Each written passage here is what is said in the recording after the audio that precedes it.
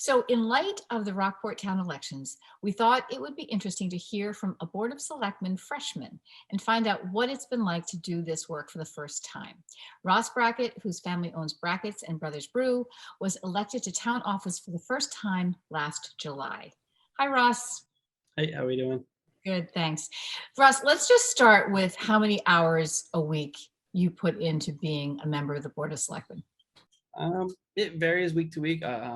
There's no certain number, but I mean, it is like a second full-time job. So I would say anywhere between 30 and 50, and that's not covering all the hours that are available. That's what, I can get to, or any other select person can get to. And it varies to each select person and the events going on per week that week. Right. So is summer a busier time or a less busy time for the Board of Selectmen? For me, it might be a little busier because I try to focus a lot on the businesses downtown, but I think it would just be the same steady workflow all the way through. Yeah. So and I haven't been, so to speak, in a normal year yet. My first year had COVID, so Yeah, right. we'll see how I'm not sure if that's gonna increase workload or decrease. We are going back to in-person meetings. Right. So Right. So you haven't had any in-person meetings since. I did not make it in. I was 2 meetings too late. I think it was. Yeah. So you're a Zoom expert though. Yeah, I wouldn't go that far, but Well, you signed in pretty easily, I could tell. So let's also just put it on the record because I think this always comes up. Are you compensated or are you not? the selectmen are not compensated now. That was voted on at town meeting, I want to say around 2016 or 2017, and it was voted not to compensate these selectmen, or to take away the stipend, I should say. Yeah. And I don't think I was paying enough attention. Was there a reason given to take away the stipend? I wasn't at the meeting, so I'm not sure what the reasoning was. I know this year had a few volunteer stipends were trying to be taken away, and it was mainly because some people think it's dishonorable for them to take the health insurance that comes with the stipends, but many volunteers often don't get the health insurance, but it is an option for them, which I think is a great benefit for our volunteers. Right. But do you have health insurance? Being on the I have my own health insurance, but we don't get a stipend, so we don't qualify for the options. So this is a completely 100% voluntary position. Yes. Yeah. Well, so what has surprised you most about doing this job? I won't say there was too many surprises, as I did a lot of research before when I was running and when I got in, obviously. Probably the legality of everything, that it slows the process down. There's no quick solution to anything. There's no, flip a switch and everything's good to go. There's a lot of legality, and which, I mean, it's to be expected, to be honest, but I didn't expect it to slow it down as much as it does. Yeah, so it's hard because the selectmen can't just make a decision and vote and that decision stands. They have to turn it back to the town attorney, right? Yeah, for the most part, and we can't speak to each other, more than, there can't be a quorum without a public meeting, and because of open meeting law and all that stuff. So that's, you never know what you're going to get when you get into a meeting, really. Yeah, yeah. So you can't speak in advance, and you can't because of public meeting rules, and that I've always thought that must be sort of, I mean, it makes sense, but it must also be difficult to work around because the natural inclination is to see your fellow selectman on the street and say, "Hey, what do you think about that?" and to talk Yep. about it. And you just can't do that. Yeah, that's difficult. Yeah, yeah. So, and what has been the most difficult part of the job?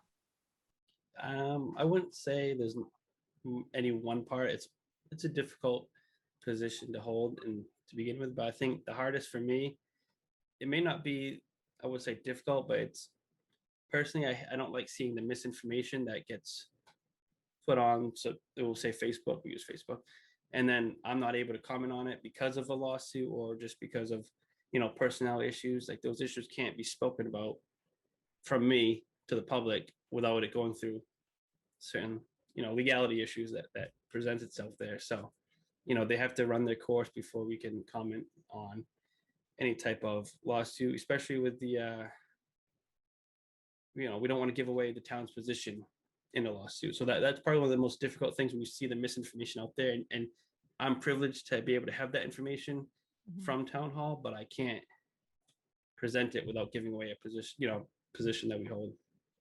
Right.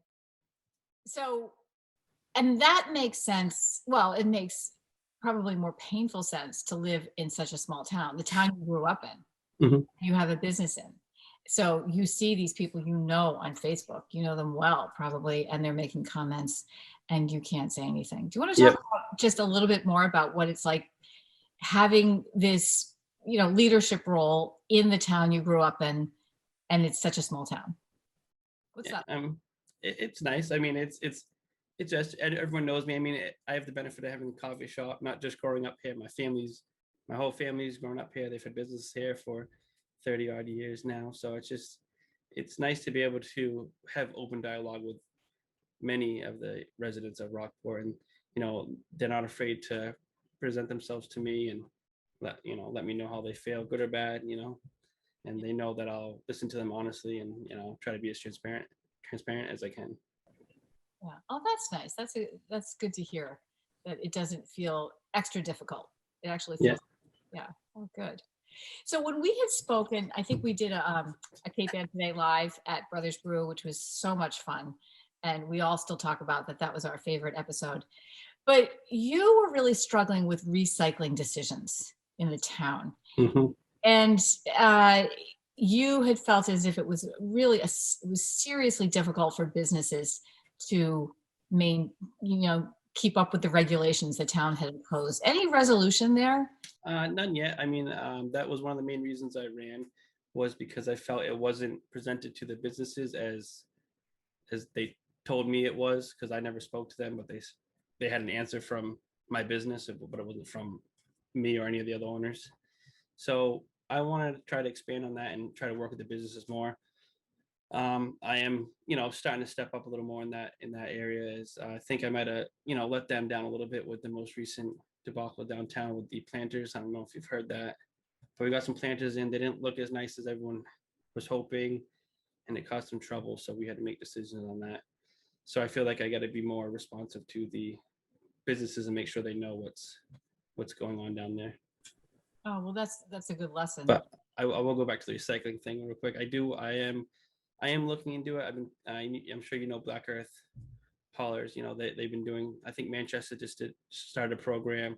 So I am looking to all these different programs that might be viable for town. But I do know that it is an expensive endeavor for composting. So yeah, and as I remember, what you had learned was that the plastics, the straws, the compostable straws, and all the materials you were required to use in your restaurant cost a lot of money, right?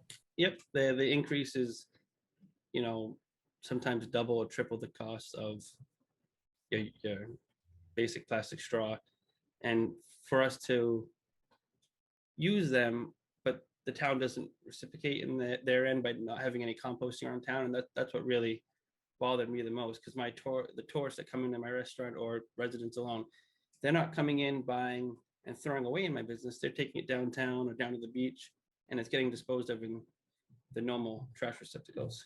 Yeah, right. No, it really does seem like an issue that I'm sure it's not just Rockport that has to deal with that. So it's an interesting one, and it will be interesting to see how you address that.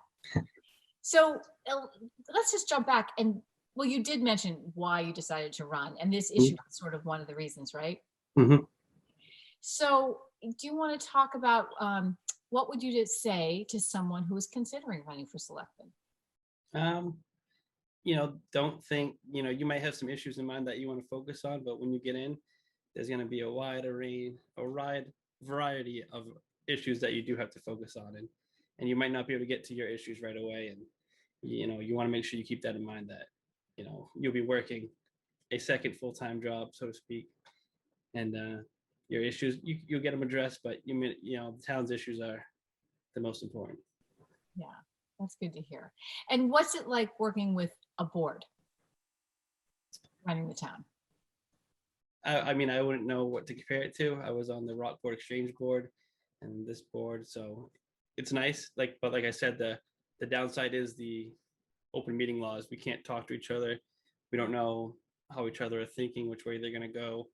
So, I've worked on, projects with one other selectman there for one project, another for a different project. So, but you can't have more than a quorum. So, Yeah. So you knew these people in advance anyways. Mhm. It's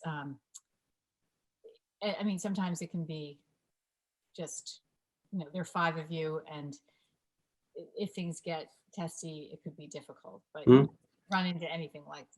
Yeah, I mean, we just had the like a 3-2 vote for the electric charging stations in town. So, that was, they got approved. I was one of the yeses. So, but it was a 3-2 vote. And we didn't know that. Some of us thought it was going to be an all no vote, and some of us thought it would be all yes vote. So That's interesting. Okay, I have one last question for you, and it has nothing to do with being selectman. It has to do with those charging stations. Okay, I interviewed Mike Cronin, and neither one of us knew if a non-electric vehicle can park in those spaces where those charging stations are. they can. They can. Yes, All there right. will. There at the town annex, there will be signs that specify they are only electrical cars that can park there, but it will be up to the selectmen to enforce that. But the ones that are on the headlands will not have any type of restrictions on them. Okay, great, great. Well, thank you so much for taking a little time with us. Anything else you want the people of Rockport to know? No, just get out and vote on the 22nd. So Great, great. Well, we're going to run this show on the 22nd. So get out and vote today. Make sure you're voting. there you go. All right. Well, thank you so much for all you do and for serving and for talking to us today. Thank you.